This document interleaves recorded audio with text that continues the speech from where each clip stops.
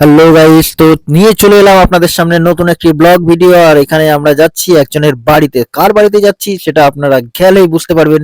তো এটা দেখতে পাচ্ছেন মুড়ার ওই নতুন যে একটি রোড বানিয়েছে রেলের নিচে দিয়ে আন্ডারগ্রাউন্ড। তো গাইস, এই ব্রিজ পার করে আবার সেই রোডে উঠবো, পুরনো রোডে।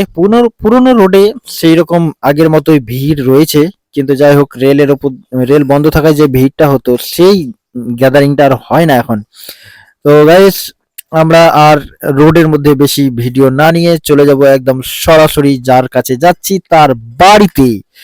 তো গাইস, এইবার আমরা কিন্তু ফাইনালি পৌঁছে গেলাম নিখিলদার বাড়িতে। তো এটা দেখছেন, এটা নিখিলদার বাড়ি, আর আজকে আমরা নিখিলদার বাড়িতে এসেছি।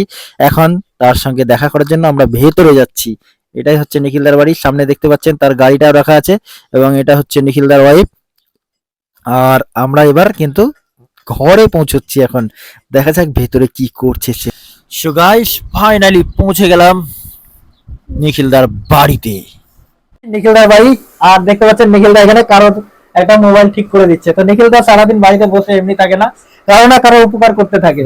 তো নিখিলদা কেমন আছো বলো একটু। দাদা ভালো আছি। আর আপনারা আমার বাড়ি এসেছেন আমাকে দেখা করতে, অনেক ভালো লাগছে আমাকে। কি দাদারা বিলাসপুর থেকে আমার বাড়ি এসেছে দেখা করতে দাদারা।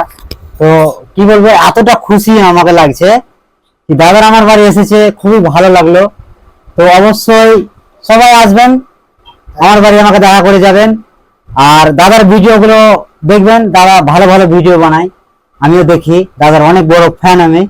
তো দাদা বলেন, কিছু বলেন। হ্যাঁ, তো নিখিলদা, যাই হোক নিখিলদার সঙ্গে দেখা করতে এসে আমারও খুব ভালো লাগলো। নিখিলদা খুবই ফুর্তি মানুষ, যদিও সে অসুস্থ, তারপরও কিন্তু তার মনের অবস্থাটা দেখছেন কতটা বড় মন।